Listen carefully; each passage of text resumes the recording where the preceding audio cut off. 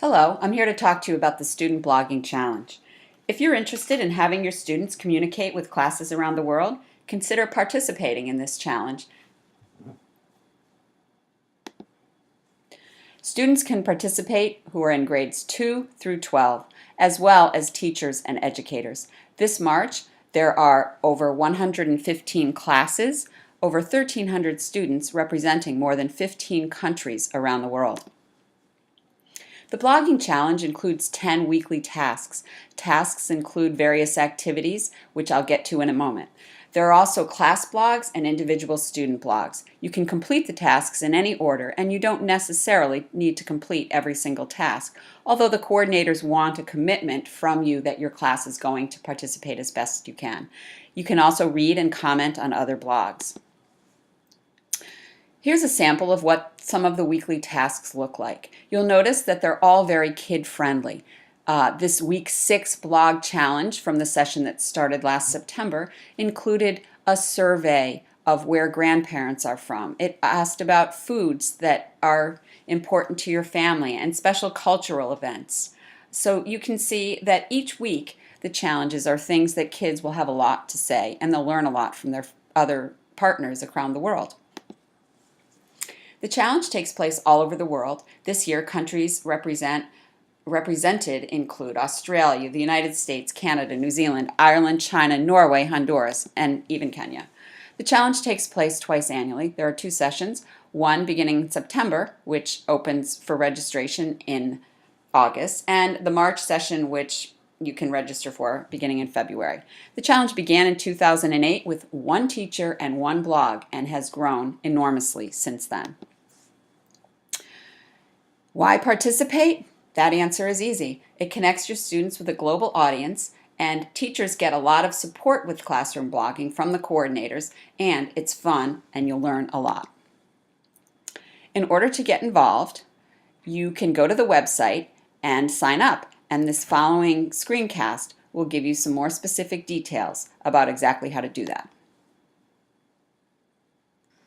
Hello, so now that you've had an overview of the Student Blogging Challenge through the PowerPoint presentation, I'm going to show you a couple of the key points from the actual website to look into. So you'll want to start by going to studentchallenge.edublogs.org, and from here I'm just going to highlight a couple of the key tabs that would be of interest. So the first would be if you haven't already set up a class blog, or if your students don't already have blogs, you would want to start with Class Blog Help. And by clicking on this, I'll scroll down to show you that there are actually an 11-step series of points that you can use to take you through just setting up the blog to actually being able to add cool features to it. And this tab also has an entirely new menu at the top too for different tools that you would be able to use when setting up your blog.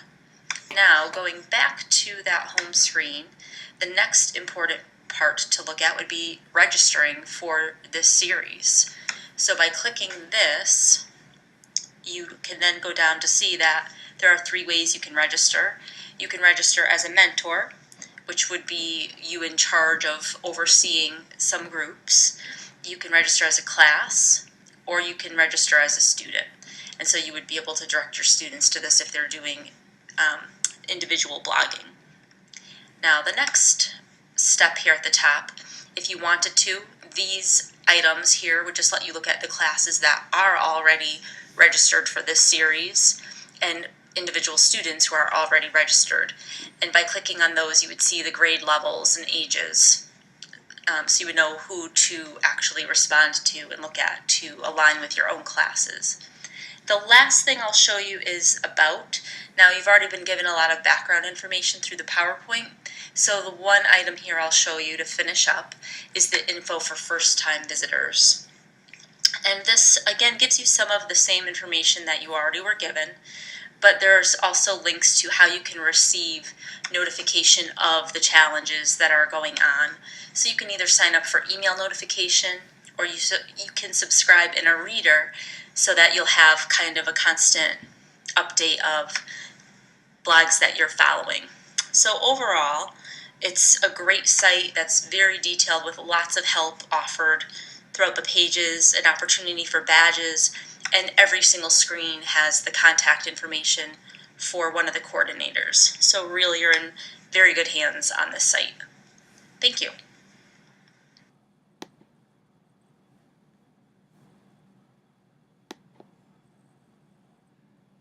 Thank you for listening and consider giving it a try.